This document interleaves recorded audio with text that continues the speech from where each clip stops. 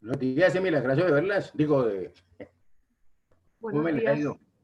Hola, profe. ¿Qué cuentan de nuevo? ¿Bien o no? Bien, sí, señor. ¿Juiciosas o siguen igual? ¿Me están escuchando bien? Sí, señor. Yo sí lo estoy escuchando bien. Ok, espera, aquí un momento. ¿Ahora sí mejor o peor? Mejor. Ah, bueno. ¿Cómo va todo? Bien, profe. Ah, bueno. ¿Su merced sí me ayuda con mi parcelador o no? Al día estamos con el parcelado, sí, señor. Eso así me gusta a mí esta vieja porque es así compleja. ¿Qué más de cosas? Bien, profe. Pero ya habíamos dejado un titulito, ¿cierto? ¿Y Sí, qué pasó con Eliana y con Verónica? ¿Y ellas ya no vuelven o qué? el título de hoy es imposición fiscal. Buenos El días, poder, profe. el poder de imposición fiscal, ¿no? Sí, señor. Este momentico aquí, entonces pongámosle a doña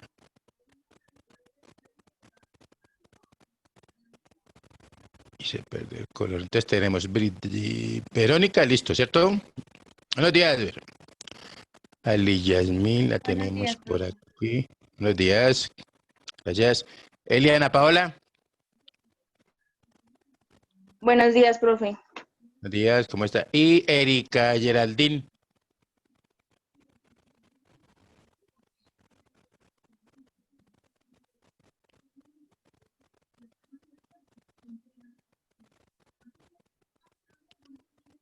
es la que tiene como problemita, ¿cierto? Sí, señor. Bueno, muy bien, entonces para hoy tenemos una cuestión muy interesante que se llama el poder de imposición fiscal, ¿correcto? Por favor, me activan las que puedan la camarita ahí para que quede el registro entero, si no, estos muchachos dicen que siempre los dejo con la sola foto ahí. Ay.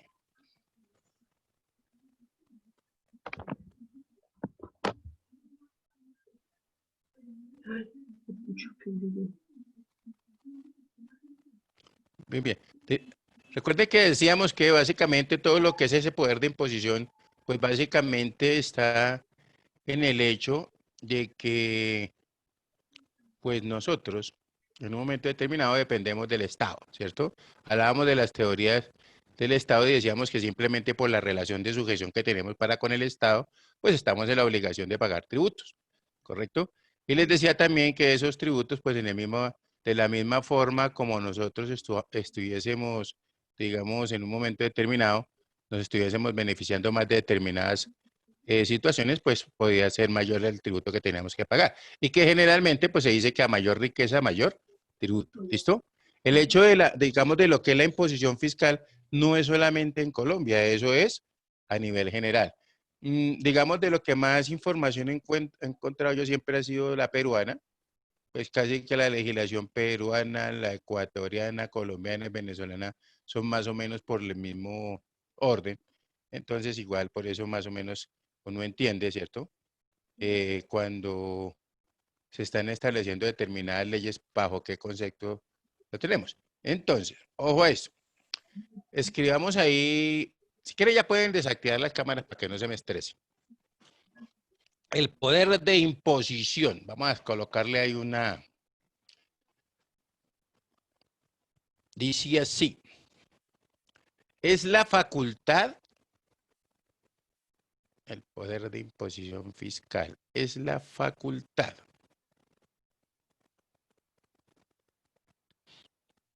de crear tributos, coma, modificarlos y suprimirlos.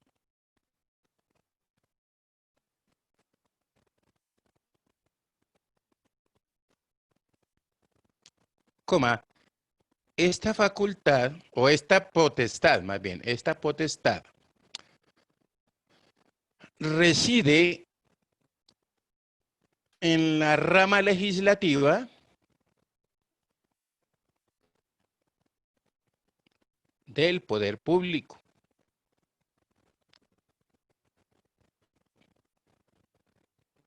Y se manifiesta en la ley,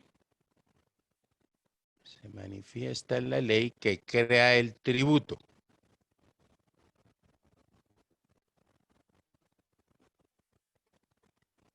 Se manifiesta en la ley que queda el tributo de manera abstracta. Punto seguido.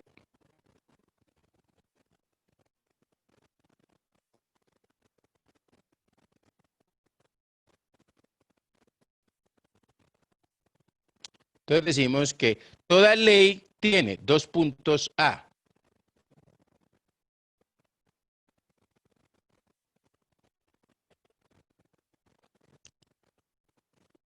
Un hecho grabado. B. Unos sujetos.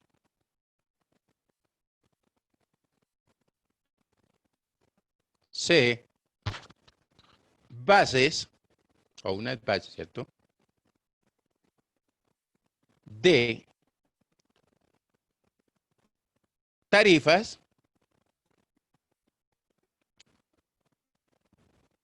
E. Tiempo y espacio.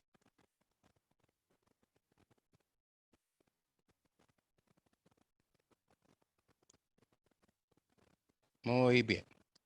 Entonces, ojo a la siguiente, de punto aparte. Las demás ramas del derecho, coma, también participan en el ejercicio del poder de imposición.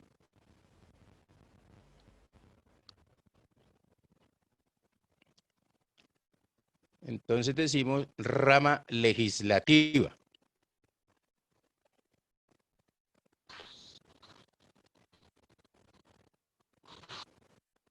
Dos puntos.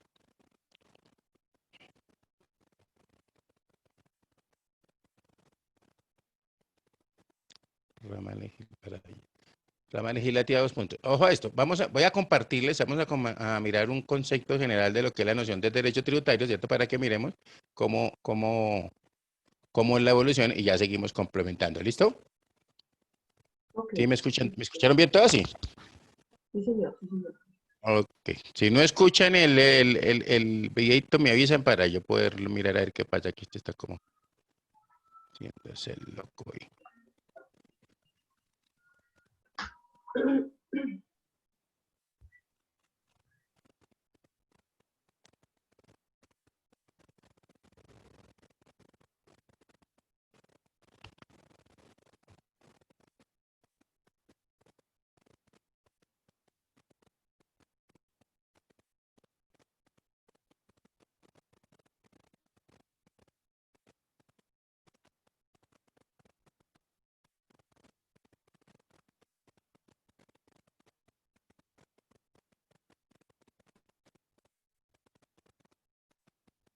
Mm,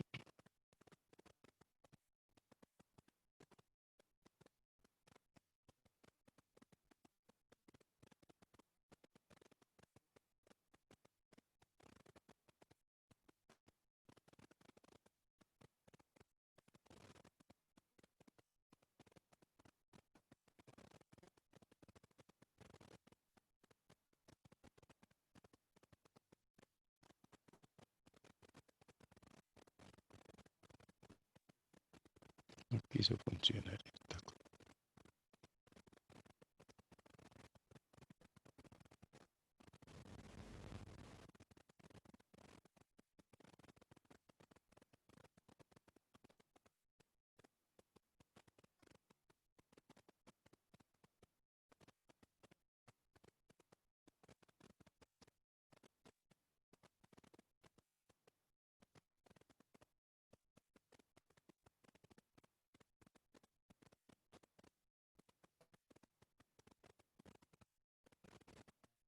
¿Sí están viendo en la pantalla? No, señor. Qué cosa tan irregular con...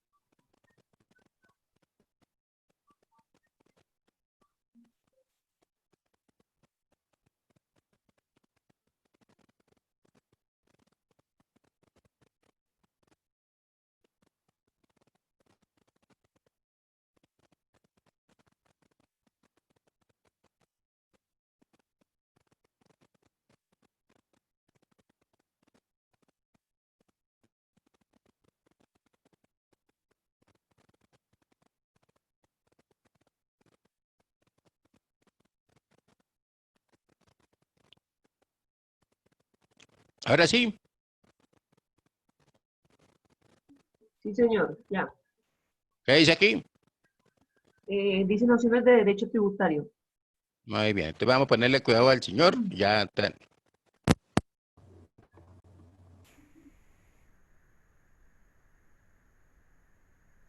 Vamos a iniciar el presente módulo con nociones generales del derecho tributario. ¿Cuál es la naturaleza, la relación, el objeto, la clasificación y las fuentes del derecho tributario? Entendamos primero qué es el derecho tributario. El derecho Creo que se tributario escucha bajito. es un ordenamiento jurídico que Escucha. regula los Es que no puedo darle más volumen, traté de darle más y elementos como que la embarré. Es que perdón, ahora sí. Ah, listo. Ok. Ya miramos a ver. La otra es cortico. las normas y principios tributarios abarcando la actividad financiera del Estado.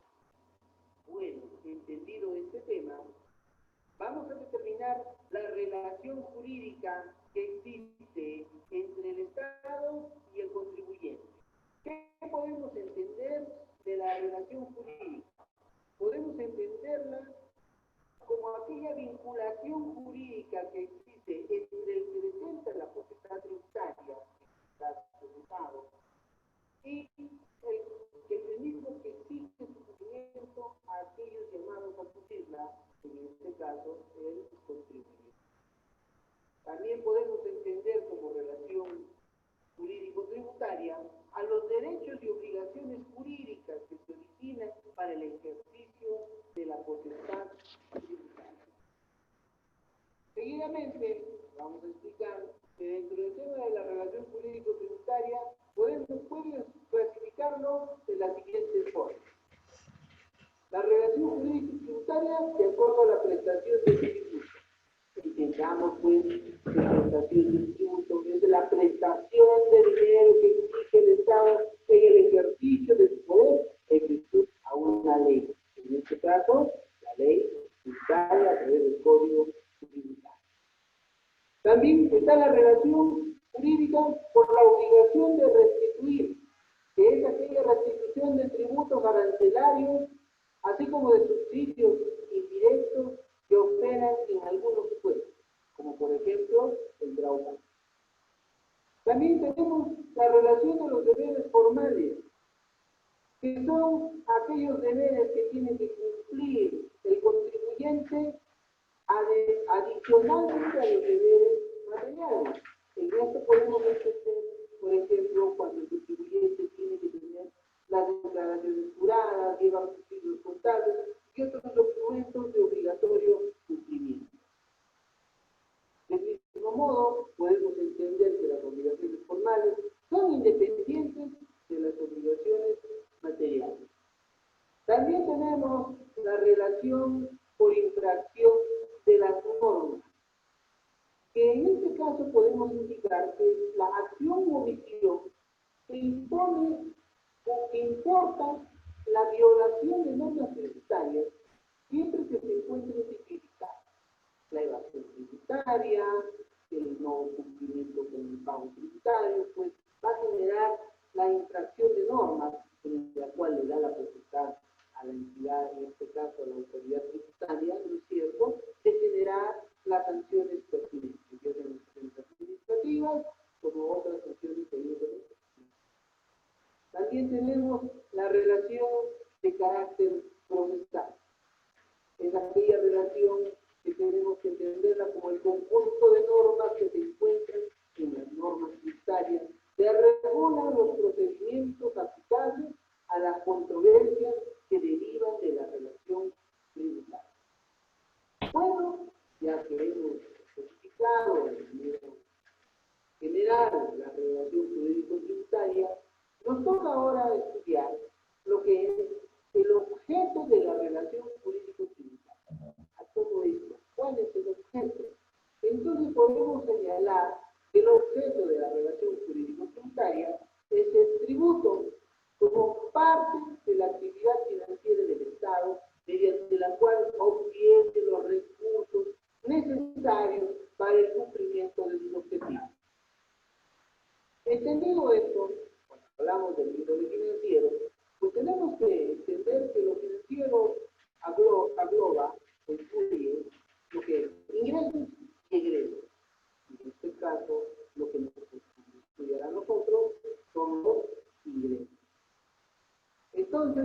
tipo de ingresos, antes de entrar a los tipos, entendamos el concepto.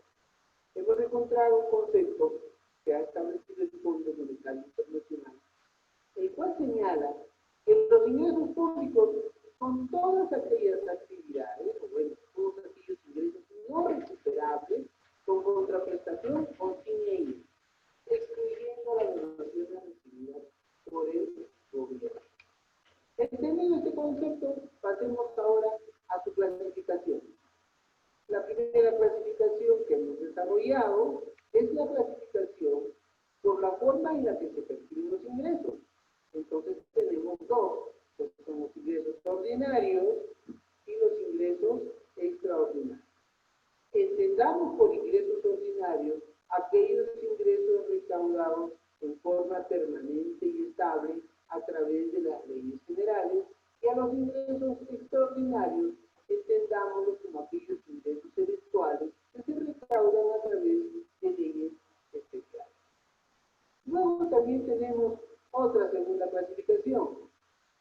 Esta clasificación es si los ingresos son extraídos de la explotación de su patrimonio o de los particulares. Entonces podemos dividirla en dos también, que es el ingreso originario y el ingreso derivado. ¿Cuál es el ingreso originario? El ingreso originario es la actividad que realiza el ente público, en este caso el Estado, que a través de sus actividades percibe ingresos. Esos son ingresos originarios. En cambio, los ingresos derivados son los ingresos que obtienen los particulares a través de los impuestos. Otra clasificación de los ingresos es por la naturaleza económica y el efecto que produce cada fuente sobre la economía. En esta situación podemos señalar también dos tipos de ingresos. Ingresos corrientes, que se hacen de modo regular y no alteran de manera inmediata la situación patrimonial del Estado, y los ingresos de capital, que se obtienen de modo eventual y que alteran la situación patrimonial del Estado. Continuando con nuestro tema, podemos ahora conversar, en este caso explicar, el tema cuando existen ingresos con contraprestación y sin contraprestación. En este caso, estamos hablando de ingresos tributarios, que son ingresos sin contraprestación, en el cual contenemos a los impuestos, sean impuestos directos, los cuales se dan a través de las remuneraciones, de derechos laborales, de rentas, etcétera, y los ingresos indirectos a los cuales contribuimos a través del IGB o del impuesto colectivo al consumo. También tenemos las tasas y las contribuciones. En los ingresos no tributarios, podemos indicar que son aquellos ingresos que se obtienen a través de la venta de bienes del Estado o la aporte o el pago, en este caso, de los servicios públicos que nos prestan, así como también el pago de las multas y de las sanciones que impone el Estado a través de sus diversas entidades o instituciones. Entendido esto, señores estudiantes, ahora pasemos a desarrollar las fuentes del derecho tributario. Aquí quiero hacer un poquito primero de explicación de fuentes. Fuentes es todo aquello a lo que nos basamos para desarrollar normas del derecho, como la norma surge, cómo surgen las situaciones jurídicas, por las fuentes directas y por las fuentes indirectas. Primero desarrollaremos las fuentes directas. ¿A qué fuente se remite el derecho tributario para generar el tributo? Primero tenemos la fuente de excelencia memorial a la Constitución Política. En ella se regula, ¿no es cierto?, cómo va a existir el tema de los tributos, el tema de la administración tributaria y la entidad que estará a cargo del control. Otra fuente que tenemos como fuente directa son los tratados internacionales ratificados por el Estado peruano a través del Congreso de la República.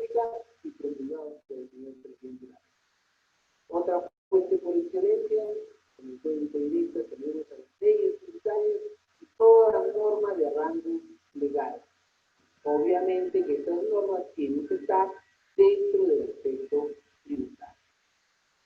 Otra fuente adicional, tenemos a las leyes orgánicas, en este caso, o leyes especiales, que crean tributos regionales o municipales. También nosotros tenemos, y podemos señalar como fuentes, a los decretos supremos y las normas reglamentarias que emite el Estado en el ejercicio de sus funciones.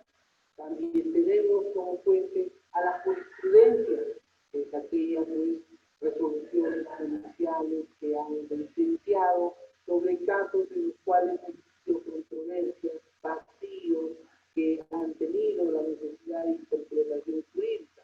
En este caso, pues tenemos que entender que la jurisprudencia puede generarse a través de los fallos del Tribunal Constitucional o de las declaraciones de la Corte. Y por último,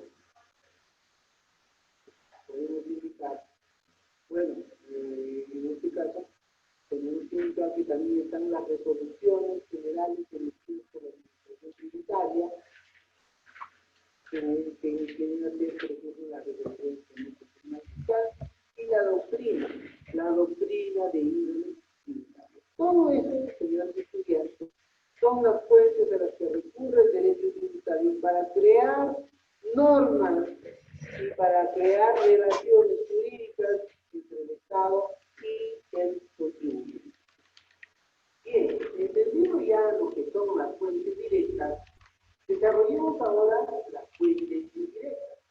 Las fuentes indirectas del derecho tributario están reguladas en el artículo 3 del tercer párrafo del Código Tributario, que a la letra dice que cuando no existan disposiciones expresas del Código para su caso, regirán sucesoriamente las leyes tributarias análogas, los principios generales y normas del derecho tributario, del derecho público y del derecho privado que más se apegan a la naturaleza y del derecho. En este caso, señores estudiantes, les podemos decir que son fuentes directas o sucesorias las leyes tributarias análogas.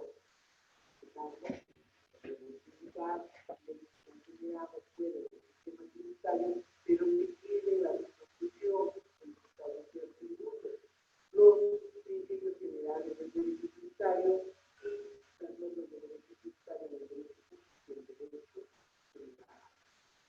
Entonces, aquí concluiremos pues la parte de las nociones generales del derecho público. No antes agradecerles este capítulo, seguiremos estudiando este módulo con los demás capítulos. Muy agradecidos atentamente.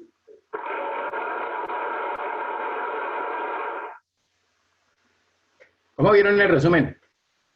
Ay. ¿Me escuchan? Sí, señor. Ok. Entonces, si miramos, ¿cierto? Es el recorrido fundamental que, digamos, lo que hemos venido haciendo nosotros, ¿no? ¿Estamos? Entonces, espérense un segundito, nada de nervios, no se me vayan a ir, que esto está muy emocionante hoy. Aquí estoy. ¿Qué se dice mi doctora?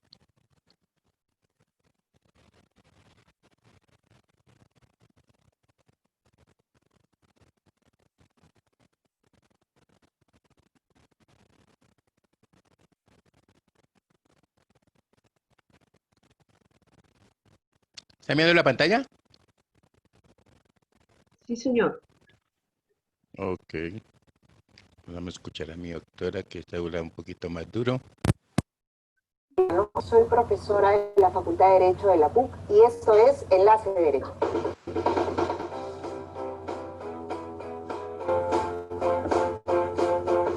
El derecho tributario es la rama del derecho que se ocupa del estudio de cómo los estados consiguen legítimamente el dinero que necesitan para el cumplimiento de sus fines.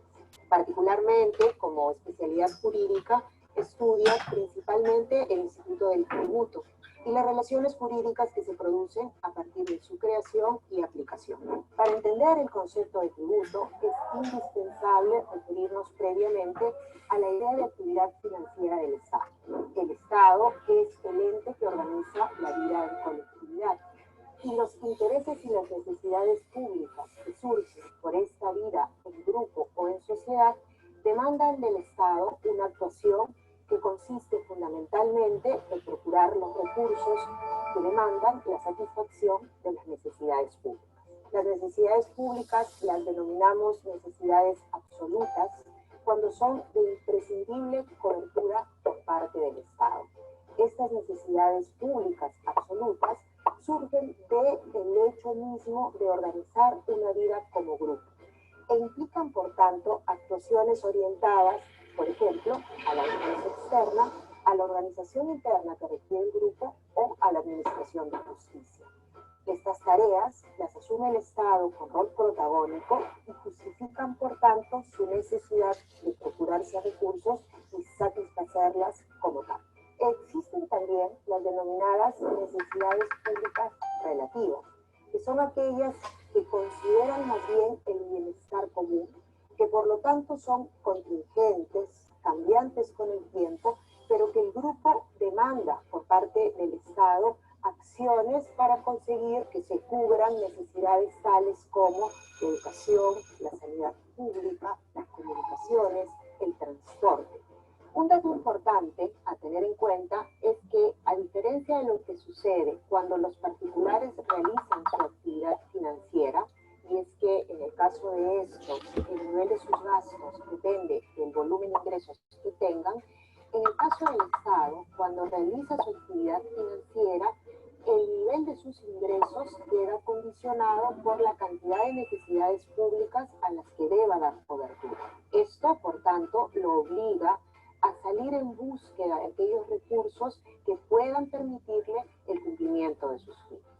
Esto hace que escoger las fuentes de financiamiento estatal sea una tarea delicada que demanda, entre otras cosas, que se deba recurrir al instituto creado especialmente para darle dinero al Estado de forma legítima. Y ese instituto es justamente el tributo. De esta manera podemos definir al tributo como esa institución jurídica creada ad hoc para permitirle al Estado procurarse los recursos que necesita para el cumplimiento de sus fines. Ya mirándolo como un objeto jurídico de estudio, el tributo es una obligación creada por ley en ejercicio del poder estatal para poder demandar estas prestaciones que consisten en entregar sumas de dinero a favor del Estado y que son requeridas a los sujetos que tienen capacidad contributiva para hacerlo. El tributo es, como ya se mencionó, una obligación cuya fuente está en la ley.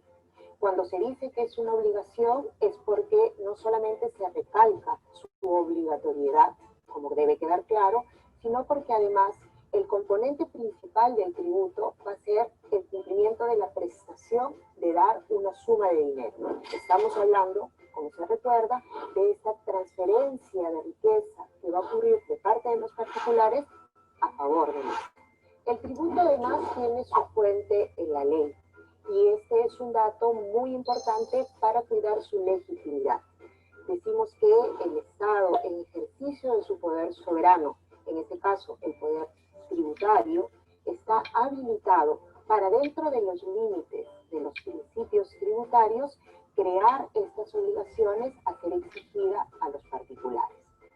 Así también, el tributo es una prestación particular que se diferencia en todo sentido de aquello que conocemos como las sanciones, que son también obligaciones que habrán de cumplir los particulares, pero ante infracciones legales.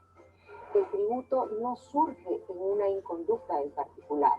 Por el contrario, la ley prevé que haya un supuesto generador de esta obligación. Dentro de los márgenes legales, estos supuestos habilitantes generan u ocasionan que el contribuyente esté obligado al cumplimiento del pago de un tributo. Por último, es importante mencionar que los tributos se crean teniendo en consideración elementos de capacidad contributiva de los sujetos. Esta regla, que es además un principio fundamental en el derecho tributario, exige que en el ejercicio del poder estatal de crear tributos siempre se contemple la situación de aquellos que estarán obligados a pagarlo. Quien no tenga capacidad contributiva, quien no tenga la posibilidad de aportar al financiamiento del gasto público, no deberá estar obligado al pago de los tributos. En nuestro ordenamiento jurídico no existe una definición de lo que debe entenderse por tributo. La norma 2 del título preliminar del Código Tributario, que es la ley que regula todo el derecho general tributario en el país, contiene más bien una definición de tipos de tributo. En nuestro país, por tanto, se reconocen como tipos tributarios el impuesto, las contribuciones y las tasas. Estos tres tipos de tributos basan su distinción en una teoría que los diferencia a partir de considerar si son tributos denominados vinculados o tributos no vinculados. Esta diferenciación se funda en cuál es el hecho que genera la obligación de pagar el tributo. En el caso del tributo no vinculado, que viene a ser el impuesto, el sujeto está obligado a pagar el tributo en tanto está cumpliendo o recae sobre él el hecho generador que ha indicado la ley. Este hecho generador, el legislador lo elige tomando en consideración hechos o situaciones que revelan capacidad contributiva del sujeto. Se dice, por tanto, que un impuesto es un tributo no vinculado, en tanto quien está obligado a pagarlo no recibe del Estado ninguna actuación particular que se dirija o lo beneficie directamente a él. El segundo grupo de tributos es el que hemos denominado los tributos vinculados. En el caso de los tributos vinculados, se tiene que el hecho generador incorporado en la ley que genera la obligación de pago de este tributo está en conexión con la actividad estatal que se va a realizar y que de alguna forma se dirige a aquellos contribuyentes del tributo. En el caso de las contribuciones, el hecho generador de este tributo implica que hay un beneficio que surge, sea de la realización de obras públicas como de actividades estatales. En este caso, entonces, lo que justifica el cobro de una contribución va a ser justamente este beneficio diferencial que se produce en favor del grupo o colectivo de aquellos que serán considerados contribuyentes de este tributo. En el caso de las tasas, el hecho generador es una actividad estatal que puede individualizarse en el contribuyente. Es decir, que la actuación estatal termina dirigida a un sujeto en particular. Es el caso, por ejemplo, de aquellas tasas que se han de pagar por trámites administrativos o por actuaciones estatales que terminan autorizando mediante una licencia la realización de alguna actividad sometida a regulación por ley. Ahora ya sabes lo que es el derecho tributario y lo que es un tributo. Esto fue Enlace Derecho. Hasta la próxima.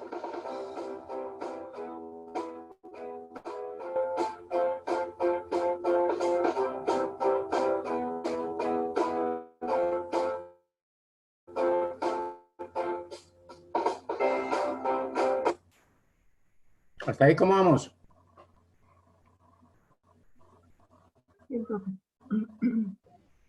Pero si estamos claros, ¿están buenos los dibujitos que me mandé a hacer o no?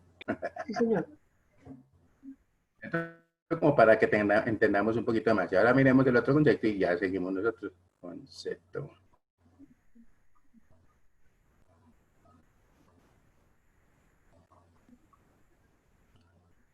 B.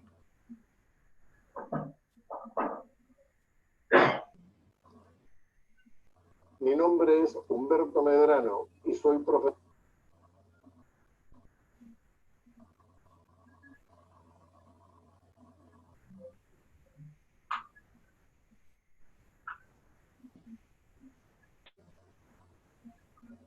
¿Estamos viendo mi pantalla? Sí, señor. Enlace de Derecho Tributario 2, ¿correcto? Estamos bien acá, ¿no? Sí, señor. Tenemos a este señor y ahora sí ya tenemos Humberto Medrano. Mi nombre es Humberto Medrano y soy profesor en la Facultad de Derecho de la PUC. Y esto es Enlace Derecho.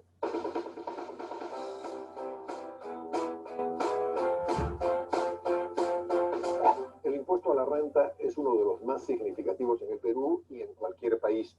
Por eso interesa saber qué debe entenderse por renta para fines tributarios. No existe una definición aceptada universalmente, pero hay distintas teorías que explican este concepto.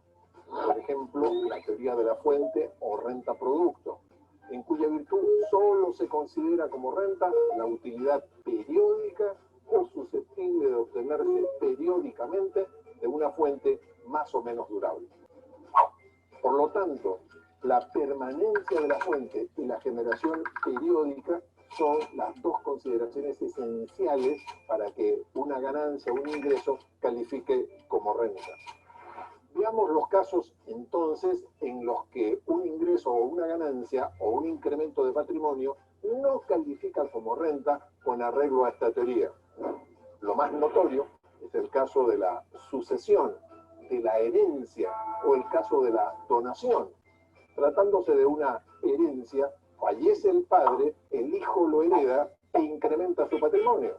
Pero como es evidente, se trata de un ingreso que no habrá de repetirse, que es aislado, que es eventual, etc. Por lo tanto, no obstante el incremento patrimonial que se ha producido, esa ganancia, ese beneficio no tiene la condición de renta para fines jurídicos en el Perú. Lo mismo podríamos señalar en el caso de quien obtiene un importante premio en la lotería, en la carrera de caballos o en un casino. ¿Es enriquecimiento? Sin duda. ¿Ganancia? Desde luego. ¿Renta? No, porque no es un ingreso periódico ni susceptible de obtenerse periódicamente. Pero el carácter de renta, de una ganancia, de una utilidad, es importante no solo para el caso de las personas naturales, como ocurre en los ejemplos que hemos propuesto. También sucede en el caso de las personas jurídicas, en el caso de sociedades o empresas. Como se sabe, una empresa tiene activos y pasivos. En su activo aparece todo aquello que es de su propiedad o todo aquello que se le debe. Por ejemplo, cuentas por cobrar. Dentro del activo podemos distinguir entre el activo negociable y el activo no negociable.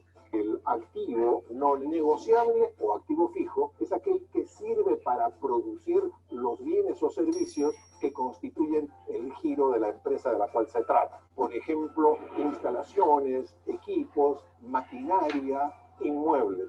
Son utilizados para producir. No están destinados, no tienen como fin ser enajenados. Pero puede acontecer que en un cierto momento una empresa decida vender esta clase de bienes. Vende la maquinaria, tiene una utilidad.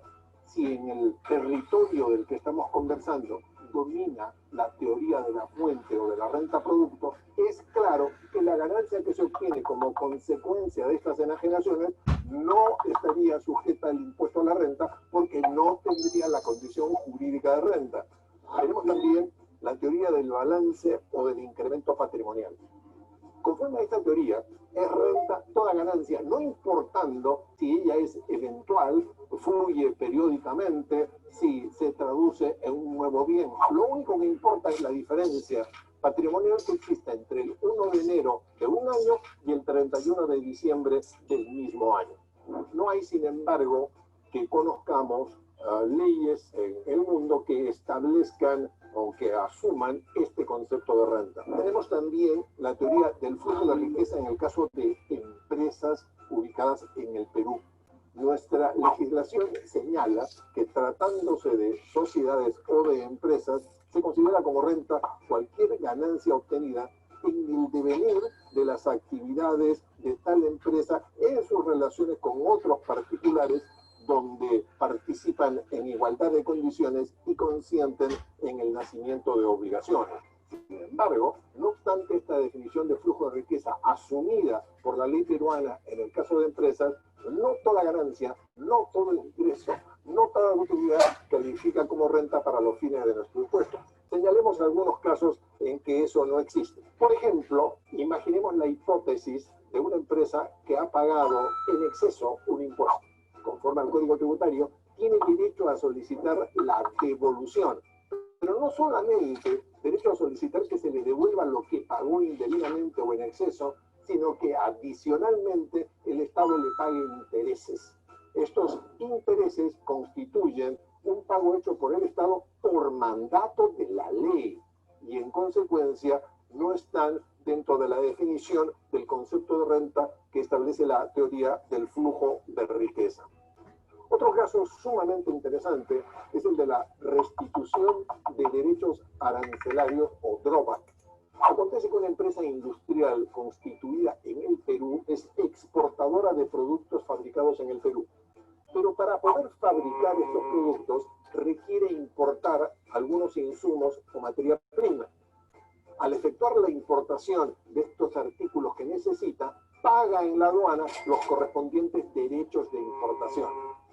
Pero una regla general es que no se pueden exportar impuestos. El Estado decide restituir los derechos de importación que pagó cuando ingresaron esos insumos al Perú. Pero, ¿cómo lo hace?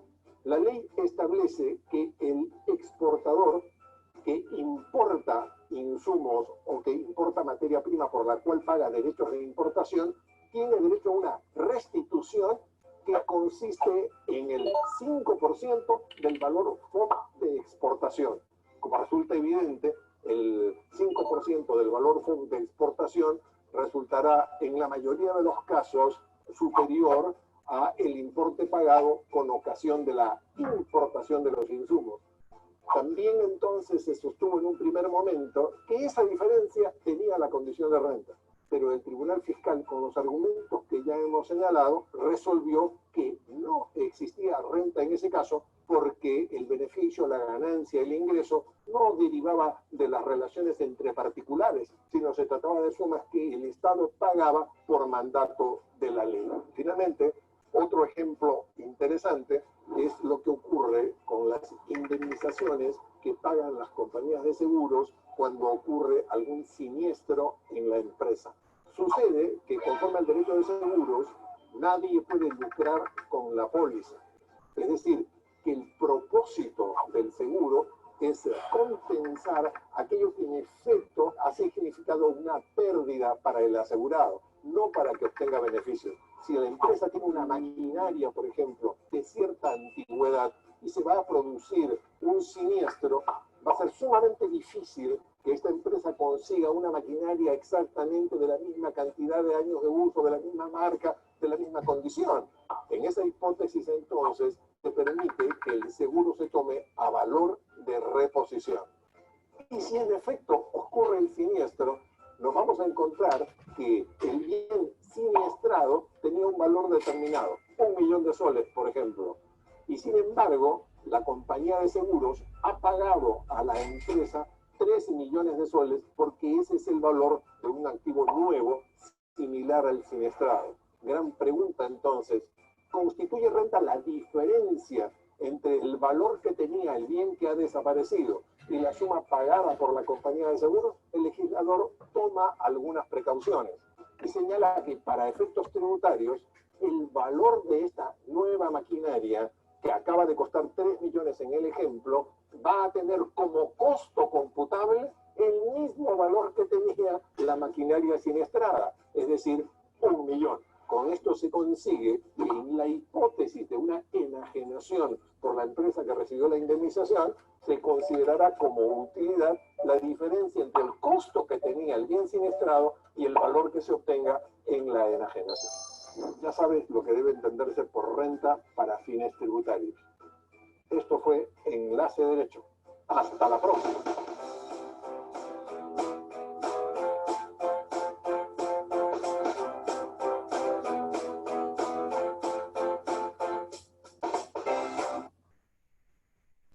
Bueno, muy bien. Ahora sí quedamos peor o quedamos mejor.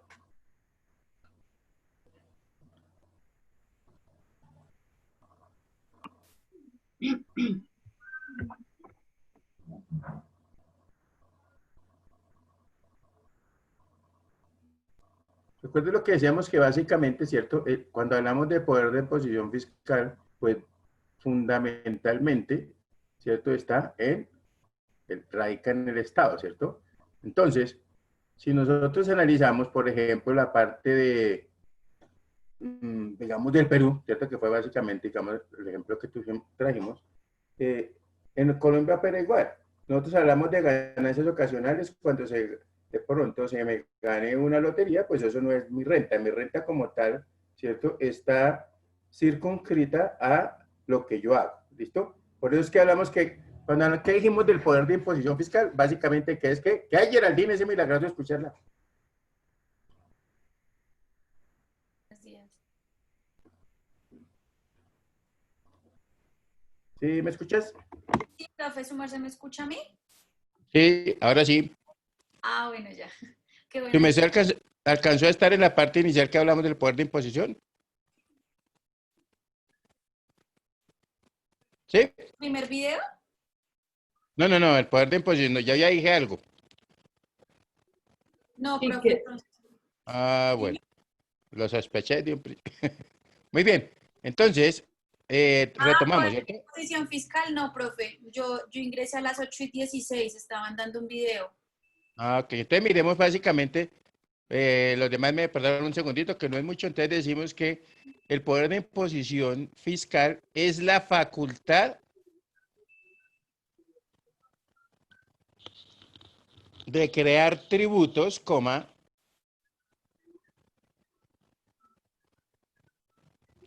modificarlos o suprimirlos.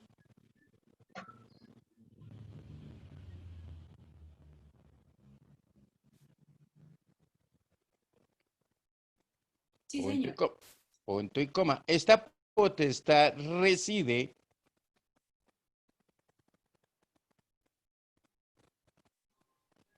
en la rama legislativa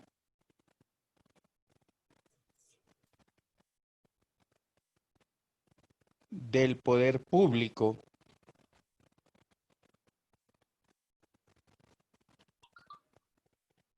y se manifiesta en la ley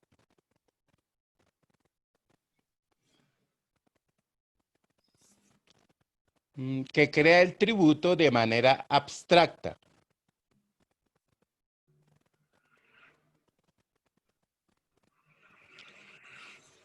Punto seguido.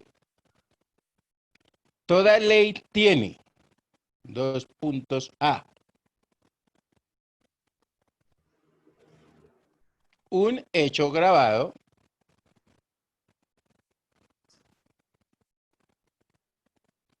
B, unos sujetos o sujetos, ¿cierto? C, bases, unas bases grabables, ¿cierto? Unas bases. D, tarifas.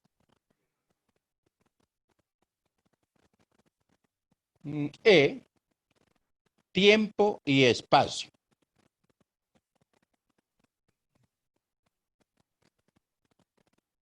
Punto aparte. Las demás ramas del derecho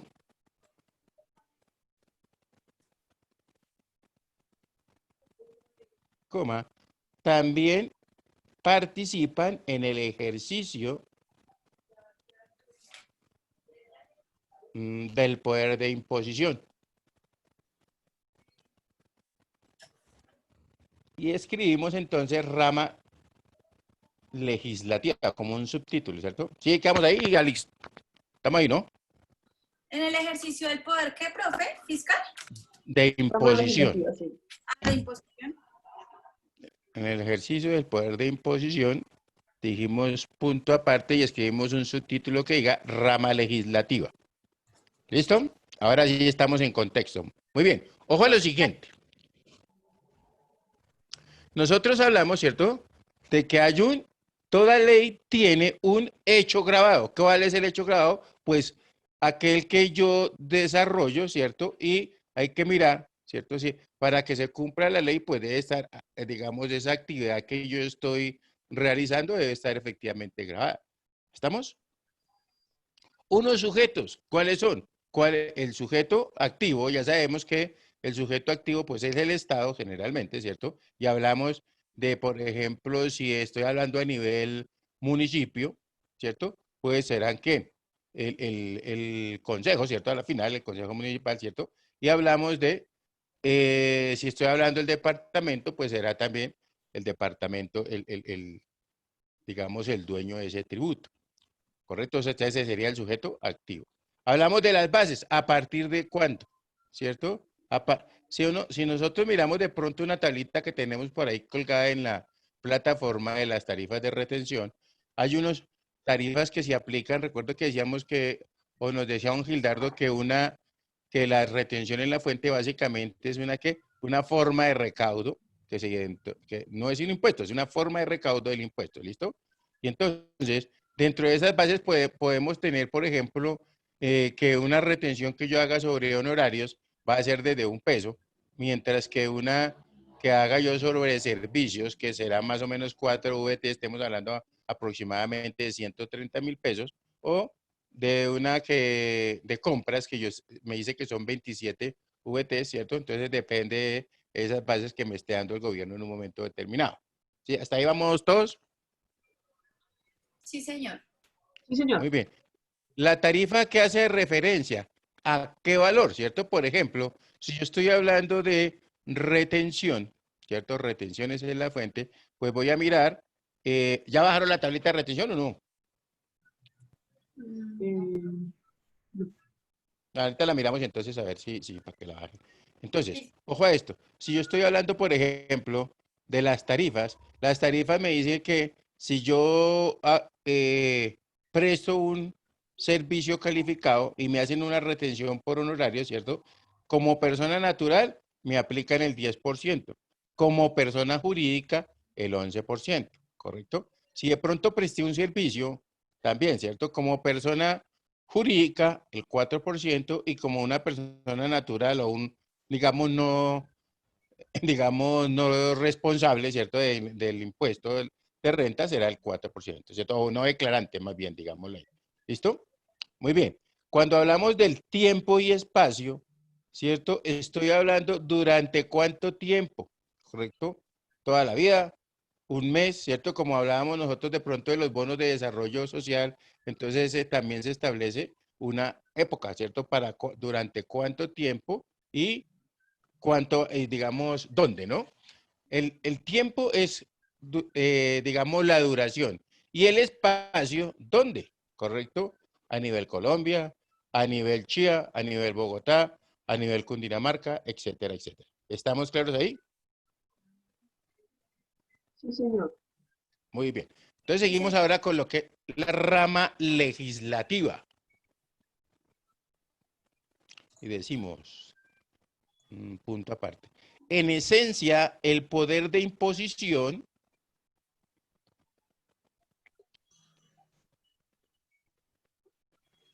le corresponde al Congreso.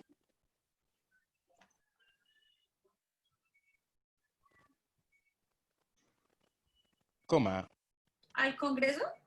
Sí, señora, al Congreso. Y subraya ese Congreso, coma. Recuerde que cuando hablamos de eso es que el presidente también puede presentar sus proyectos de ley, pero tiene que ser sometido al Congreso, ¿cierto? El Congreso en últimas es el que legisla. Pero también, digamos, coma, las asambleas son a nivel departamento, ¿cierto? O sea, las asambleas y los consejos, o sea, asambleas, departamentos, consejos, municipios, ¿cierto? Consejos municipales o distritales. No pueden crear las asambleas y los consejos, no pueden crear tributos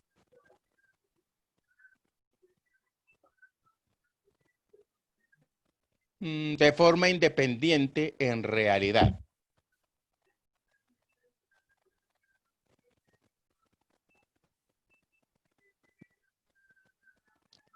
Punto seguido. Los proyectos de ley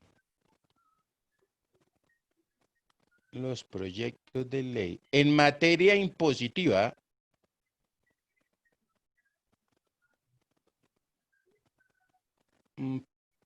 pueden tener origen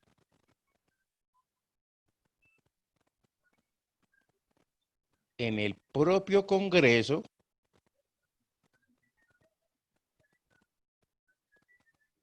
o en el gobierno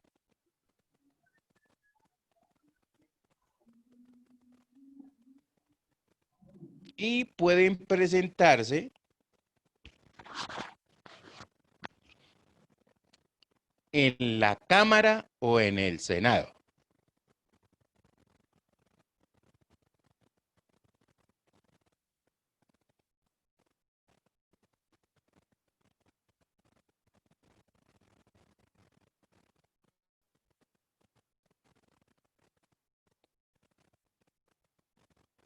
¿Listo? Entonces, de pronto nosotros hemos escuchado que generalmente, digamos, esos tributos, esos impuestos que se establecen, pues, ¿son para qué? Ya decíamos, ¿no? Que para los gastos de sostenimiento del Estado. Si de pronto uno va a mirar la legislación en lo que tiene que ver, yo creo que a ustedes les había nombrado esa 1255, entre comillas, hablando del plan de cuentas, que hablábamos de las famosas obligaciones, o perdón, de las inversiones obligatorias, y les decía que ya aparecían tres, que una era inversiones, unas se llaman inversiones obligatorias, que eran los bonos de desarrollo presupuesto, bonos de desarrollo social y seguridad interna, ¿cierto? Pero hay otras dos que, hay una que era el famoso para de unos gastos del Estado, ¿cierto? Entonces, pues el gobierno en un momento determinado dice, nos quedamos cortos en el presupuesto, ¿qué hay que hacer? Pues hagamos una emisión de bonos a ver cómo hacemos, ¿cierto? Para recuperar o para poder conseguir los dineros que necesitamos para, digamos, el otro bono era el de desarrollo, de ejecución presupuestal, ¿cierto? Entonces de pronto hicieron el presupuesto y definitivamente por ningún lado alcanzaba el dinero, entonces hablaban de los famosos bonos. ¿Listo? Entonces recuerden que decíamos que esos bonos a la final se generan o se crean para atender unas necesidades específicas. ¿Estamos? Sí, señor. Sí, señor. Muy bien. Escribimos punto aparte, rama ejecutiva.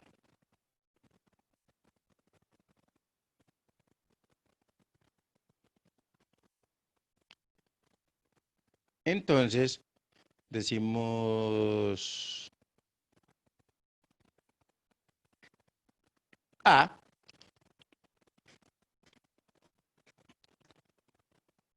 Puede ejercer el poder de imposición fiscal de dos maneras, dos puntos. Todos sabemos quién es la rama ejecutiva, ¿sí o no?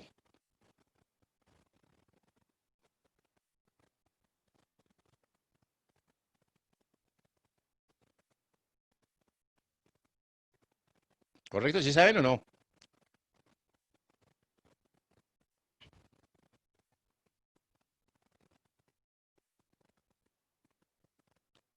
Así como dice, no habla, no responde, quiere decir que no sabe. ¿Cierto? Muy bien. O no hemos puesto cuidado, más bien. Pues la rama ejecutiva es el presidente. ¿Listo? Recuerde que nosotros de pronto escuchamos por ahí algo que dice el ejecutivo. ¿Sí han escuchado pronto en los noticieros? Una pregunta. Sí, señor. ¿Pero la alcaldía también tendría que ver ahí o no? No. No, la alcaldía ya es más a nivel municipio, Ujú. ¿correcto? Ah, ok. Digamos, la alcaldía tendría que ver como el poder de imposición básicamente está centralizado en el Congreso, ¿cierto? Pero imagínese el Congreso tratando de legislar para todos los departamentos, eso es imposible, ¿cierto? Entonces, Sí. por eso no pueden ni con lo que tienen, digo, ¿cierto? Entonces, por eso es que se hace necesario delegar esa función. Y muchas veces también se las delegan al presidente, ¿cierto? O al ejecutivo, que es, no se le va a olvidar siempre, la rama del ejecutivo, la rama ejecutiva es básicamente el presidente y todos sus secuaces, ¿no? ¿Estamos? Ujú. Sí, señor. Muy bien, entonces decíamos que ellos, la rama ejecutiva también puede ejercer el poder de posición, perdón, de imposición de dos formas. La primera se llama, coloque uno, delegación. Dos puntos. Es cuando el Congreso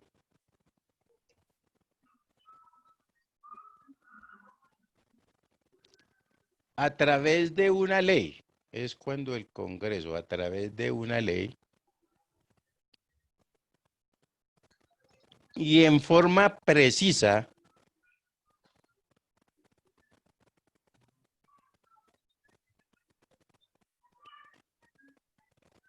y con un tiempo limitado,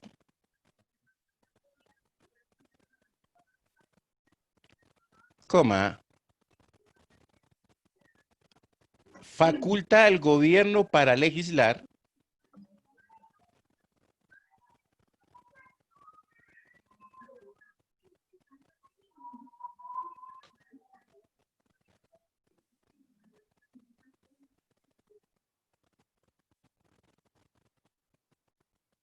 y el gobierno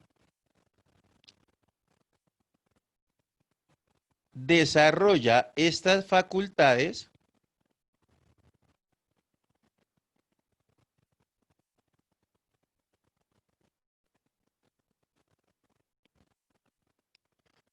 a través, desarrolla estas facultades, a través de decretos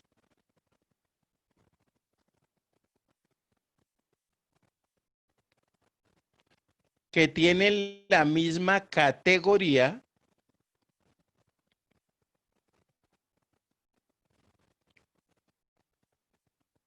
y fuerza que una ley.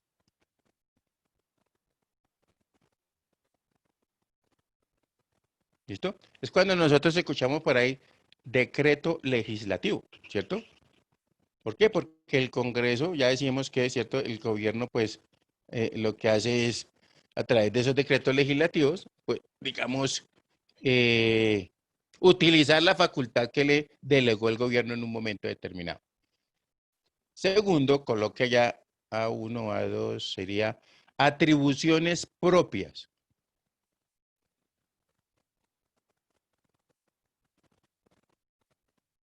Dos puntos.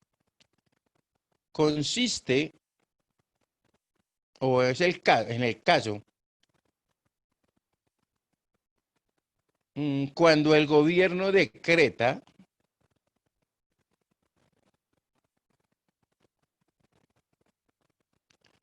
el estado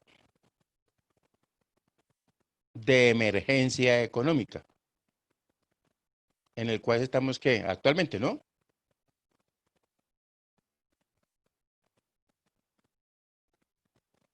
¿Listo? Recuerde que todos los días escuchamos que estamos en estado de emergencia económica, sobre todo, emergencia económica, emergencia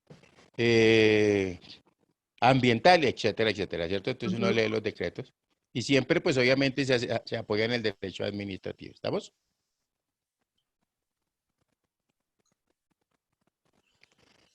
Pero además de ese, ¿cierto? Podemos ahí, también tiene otras de carácter permanente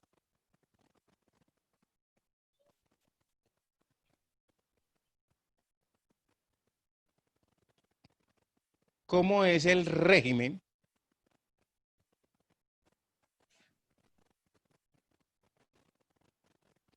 de arancel de aduanas.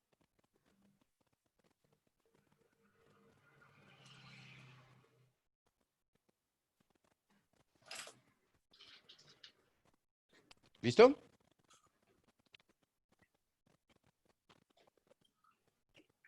Muy bien. Entonces recuerde que básicamente cuando estamos hablando de las atribuciones propias del presidente, ustedes pues deben estar, más bien deben estar registradas en la Constitución Nacional, ¿no?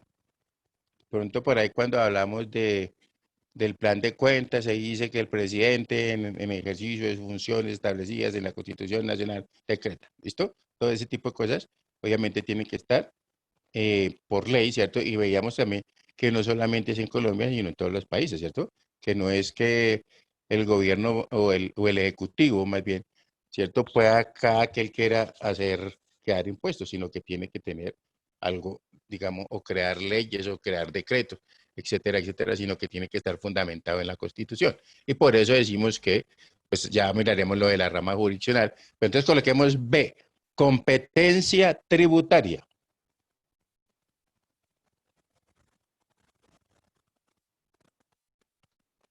Y decimos que consiste, dos puntos, ¿cierto? Consiste en realizar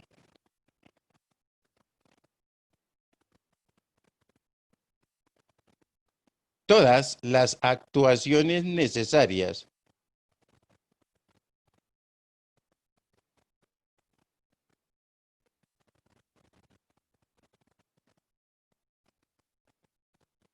para reglamentar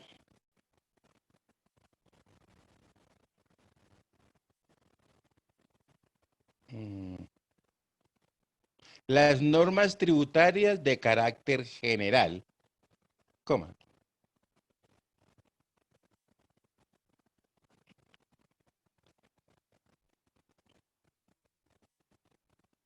determinar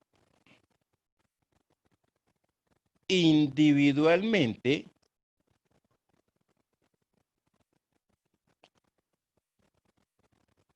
a cada contribuyente su impuesto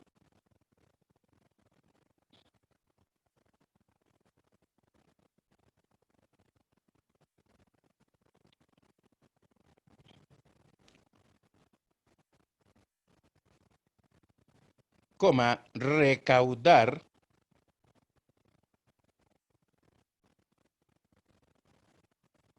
coma, administrar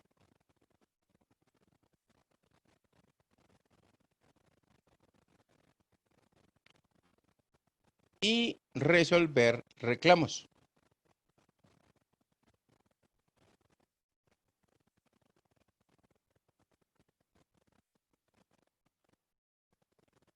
¿Listo?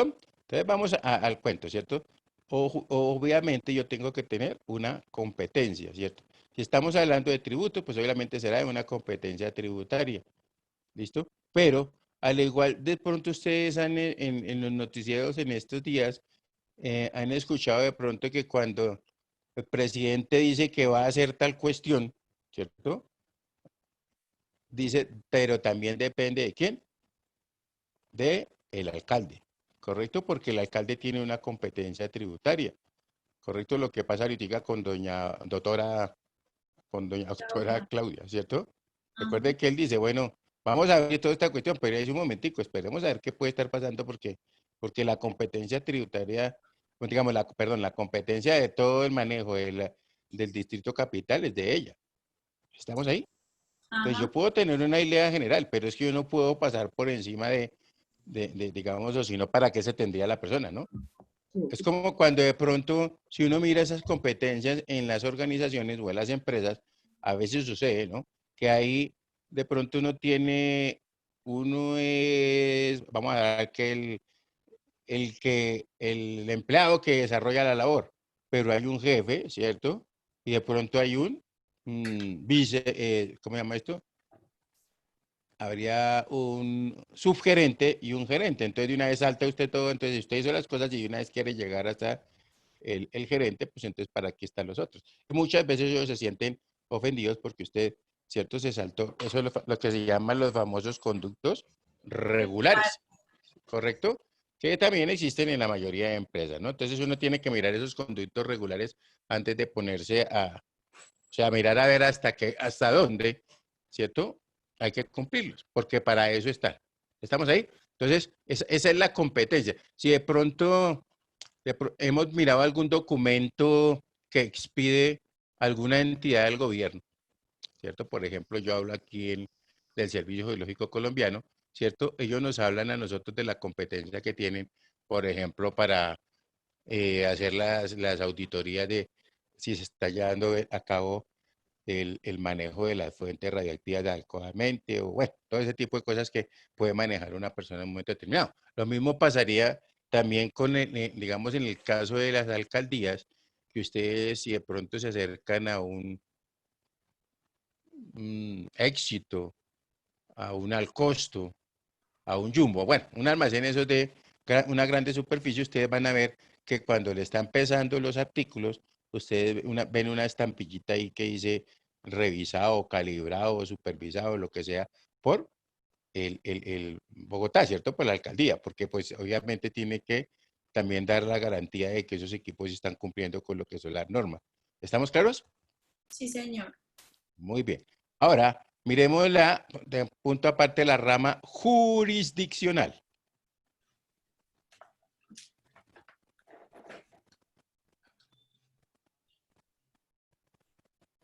¿Listo? Entonces, en esa rama jurisdiccional decimos a Corte Suprema de Justicia.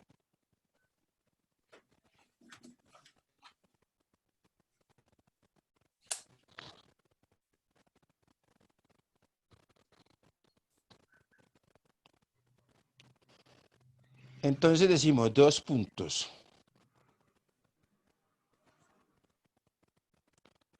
A la Corte Suprema de Justicia le corresponde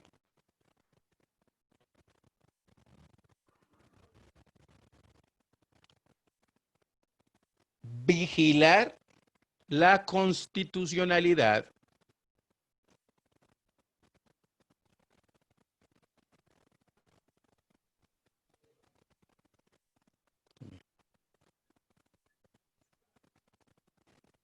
de las leyes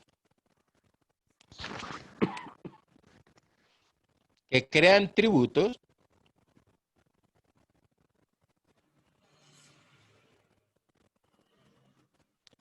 y la constitucionalidad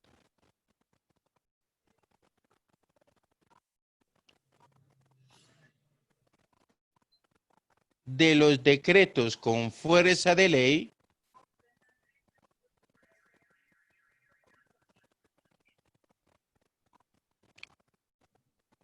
que también crean tributos.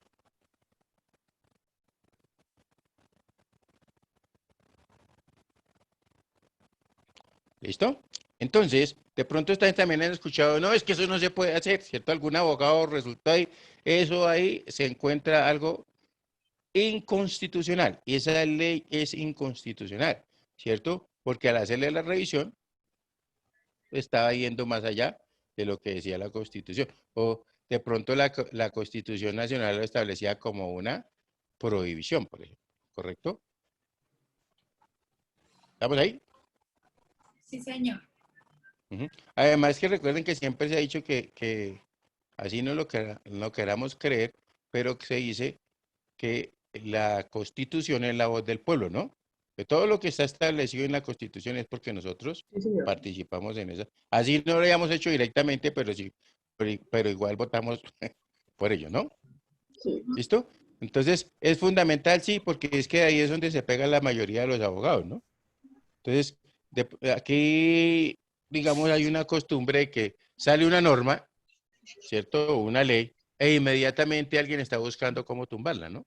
Ujú. Yo creo que ustedes han escuchado eso, eso ya es algo como un ambiente normal, de que miremos a ver esto dónde es que está el para hacerle la trampa, ¿cierto? Y agarrar por otro lado, ¿listo? Muy bien. Y B, coloquemos Consejo de Estado.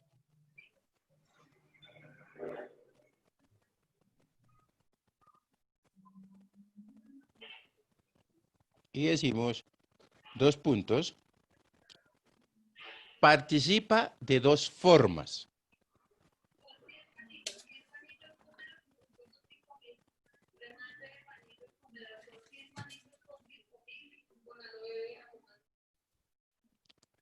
Participa de 2 formas. Entonces colocamos primero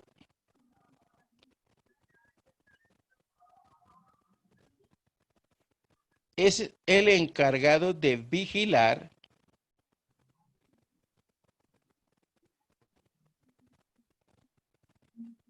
la legalidad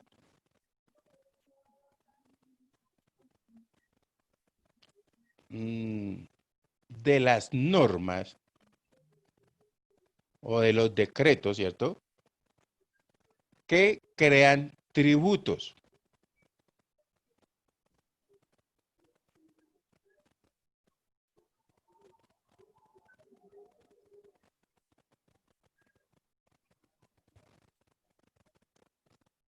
¿Listo? Y hablamos de 2, el juez.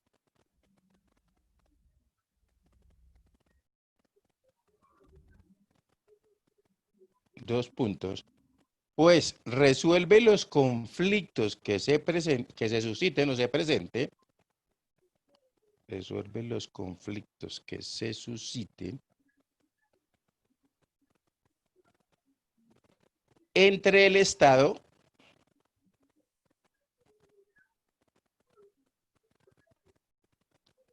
y los particulares.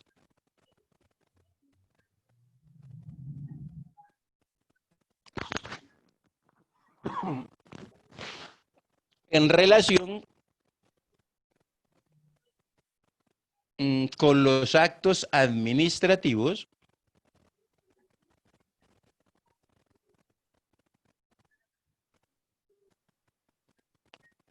en materia de impuestos.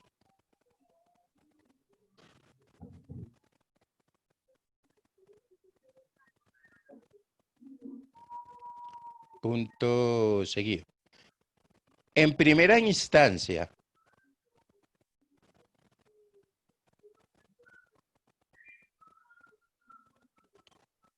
se acude a los tribunales administrativos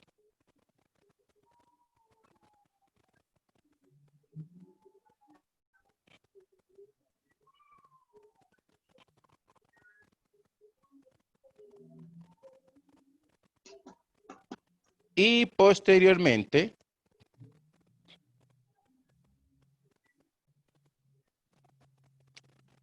al Consejo de Estado.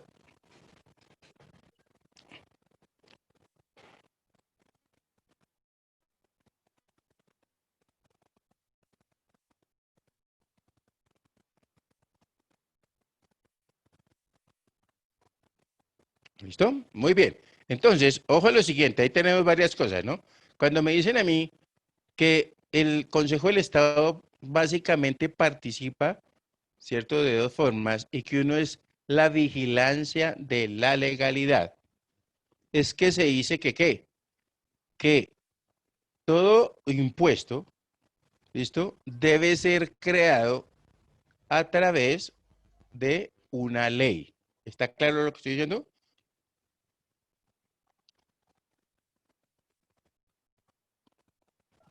Sí, señor. Sí, señor. Ok. Y además de esa ley, ¿cierto? Pues tiene que contener lo que decíamos inicialmente. ¿Se acuerdan que decíamos por allá? Toda ley debe tener ¿qué? El hecho grabado, sí. Vamos a suponer que de pronto sale una ley que dice que todos los que tengamos bicicleta, ¿cierto? Debemos pagar impuestos. ¿Listo? Entonces ya está ¿cuál? El hecho de que si yo tengo bicicleta debo pagar un impuesto. ¿Hasta ahí está muy bien? Sí, señor. Ok. Yo no tengo bicicleta. Está la norma. Estoy pensando en comprarla. ¿Será que ese me cobija a mí? No, ¿cierto? Porque yo no ¿qué? No he ejecutado el hecho que se considera agravado. ¿Estamos ahí? Sí, profe. Sí, Listo. señor. Pero entonces, sí dijimos todos. Ah, bueno, pero esos todos, yo tengo, ya me dijo que son, sí, cuando me habla de todos, ¿cierto? Estoy hablando de qué? De los sujetos pasivos de la obligación. Y debo mencionarlo, ¿cierto? Ah, todos, entonces ya estamos hablando de quiénes. Personas naturales y personas jurídicas. ¿Hasta ahí está bien? Entonces ya va, ¿cierto? Vamos andando. Además, ¿qué debe decir? ¿Cuáles son las bases? Ah, los que tengan bicicletas que les costaron $1 o los que les costaron 10 millones de pesos, 1 millón de pesos, ¿cierto? ¿Cuál es la base para pagar ese impuesto? Porque si dice todos, serían todos absolutamente los que debemos cancelar. ¿Listo? Les voy a traer a colación de pronto algo que pasó con ¿ustedes alcanzaron a escuchar algo de lo que era la famosa retención del CRE? No, profe. Bueno, eso lo estableció la ley 1607. De todas maneras, recuerde que pues nosotros también vamos a analizar una información de las normas, cómo ha venido evolucionando, ¿cierto? Porque alguien me decía, lo que pasa es que esa norma está vigente, pues las normas siempre salen, esas reformas siempre hablan de la reforma, digamos, de los impuestos que están establecidos con las reformas anteriores, y lo que se hacen es ajustes o adiciones o modificaciones, lo que decíamos en la parte superior, ¿cierto? El poder de imposición. Modifica, crea, ¿cierto? O elimina. Así de sencillo. ¿Listo? Muy bien. Entonces, ¿qué pasó con ese CRE? Resulta que decía que tenemos entonces todos que pagar el CRE, ¿cierto? Y habían tarifas desde el 0,40 hasta el 1,30, si mal no estoy. ¿Listo?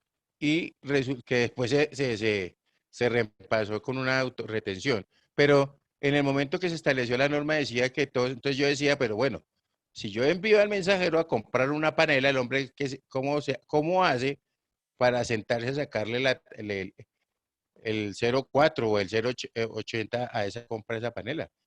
Eso no tiene sentido, ¿correcto? Entonces, bueno, si es todo, quiere decir que si yo compré un pan, por decir algo, ¿cierto? Entonces debía haberle sacado esa retención. Entonces, ¿qué pasó? Se estableció más adelante que fuera vía autorretención. O sea que el que tenía que hacer esa retención, pues eran las personas que estaban, ¿qué? Enajenando el producto o en un momento determinado, ¿cierto? Eh,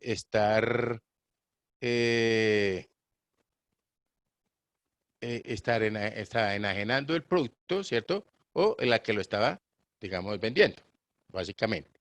Muy bien. Y decíamos ahora las tarifas. Ah, ¿cuánto? ¿Cierto? Ya les decía que puede ser el 0,4, el 0,80, el 5%, el 10%. ¿Cuánto va a ser la tarifa que nosotros tenemos que pagar, ¿cierto? Por el hecho de tener una bicicleta. ¿Listo? ¿Hasta ahí estamos claros? Sí, señor. Cuando hablamos del tiempo, recuerde, también tiene que mirar, porque usted puede tener esos 4, pero ¿qué? ¿Durante cuánto tiempo? ¿De aquí en adelante? ¿O simplemente lo que están haciendo ahorita con los decretos que dice, ¿cierto? Durante tiempo de pandemia, ¿cierto? Va a operar esto así, ¿correcto? Entonces ya una vez termine la pandemia, ya se acostumbraron y nos dejan eso así, pues uno no sabe, porque puede pasar, ¿cierto? Pero la norma sí dice que es dure la pandemia. Recuerde, por ejemplo, que hace poquito salió una norma que nos decía que nosotros podíamos presentar, hacer una devolución, solicitar las devoluciones simplificadas y que no sé qué, que iban a estar durante el tiempo de la pandemia, ¿cierto? Simplemente que obviamente el rendimiento de las relaciones, de los gastos, la relación de gastos por firmada por contador o revisor fiscal, pues obviamente no la debía juntar, digamos, por los dispendios de la información, digámoslo así, ¿cierto? Porque hay una que dice que por factura y que tiene que indicar a la factura, el NID, bueno, etcétera, etcétera. No hice un global. Bueno, entonces, ¿qué pasó? Con esta pandemia, pues muchas personas también tenían por solicitar devoluciones, ¿cierto? De saldos a favor que puedan tener en renta o en IVA. ¿Y qué pasó? El gobierno expidió otro decreto donde dice que solamente eso va hasta el 19 de este mes. Entonces, cuando había dicho que inicialmente eso iba como hasta el 31 de agosto. Ya que fíjese que puede que, como es, repito, como el poder lo tiene el gobierno, ¿cierto? ¿Cierto? ¿Estamos ahí? Entonces, ¿cierto? Que la facultad está allá en el gobierno y el Congreso, pues obviamente ellos toman la decisión. Y se les dio la sagrada voluntad que solamente va a ir hasta el 19 de junio, pues así va a ser. ¿Listo? Ellos pueden modificar el tiempo. Ahora, el espacio, ¿cierto? También debe nombrarse sí. ¿Dónde? Porque me puede decir, ¿cierto? Todos aquellos que tengan bicicleta tienen que pagar impuestos. Entonces debo decir, ¿dónde? En Bogotá, ¿cierto? En Chía, en Cundinamarca, en Colombia, etcétera. ¿Correcto? Entonces, si ustedes de pronto escucharon ayer, cuando estaba también, digamos, lo último que se generó, que aquí Bogotá es zona naranja, ¿no? Zona naranja en esa cuestión del COVID y por la suicidio y toda esa cuestión. Entonces son normas que se van tomando, ¿cierto? Pero también, ¿cierto? Se habla de determinadas zonas.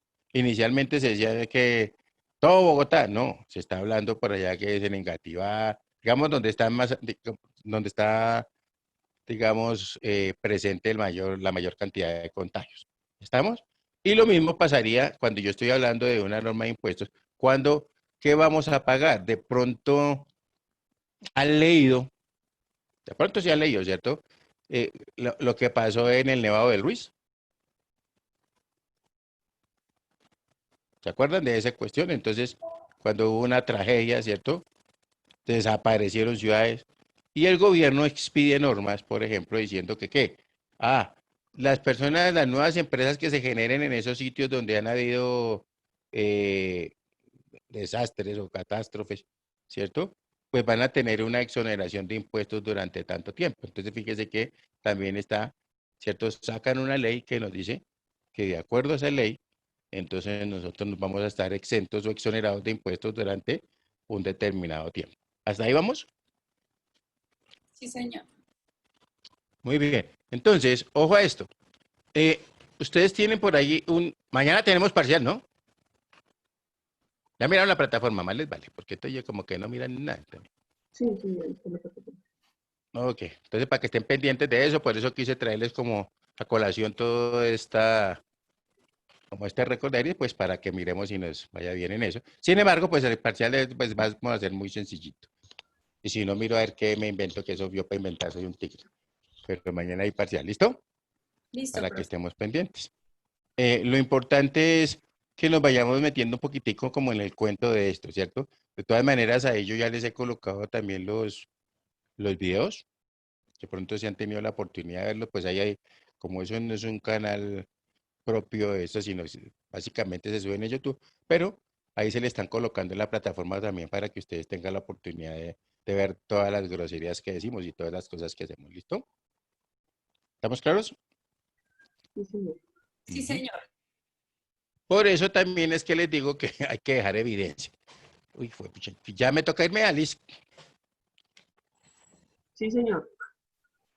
Ay, ay, ay. Sí, ya estaba pendiente. Entonces hágame el favor y activamos un momentico ahí las cámaras para que nos quede nuestro registro de salida y con eso continuamos. ¿Cómo vamos hasta el momento? ¿Sí estamos siendo más o menos claros o no? Sí, señor. Bueno. ¿Qué me dice Eliana que ya no nos quiere ver? Sí, profe, hola. ¿Cómo va? Uy, ese milagroso de verla. ¿Cómo va? ¿Todo bien? Sí, señor. Sí, entonces, de lo que les decía, ¿no? La idea es que nosotros vamos a tomar en general todo lo que son la parte de los tributos y la idea es que pues cuando no estemos así como muy enredados, usted hacemos el alto y aclaramos la situación. ¿Estamos? Sí, Muy bien, señor. entonces que mi Dios me les bendiga, un excelente día, que dejen ese mal genio y nos vemos mañana si Dios quiere, ¿listo? Para que lleguen temprano a la Bueno, otra clase. Chao. chao. Bueno, Buen día, Dios les Chao, bendiga. chao. profe. Chao. Chao, Chao, profe. amén. Gracias. Dios me Chao. les bendiga. Chao.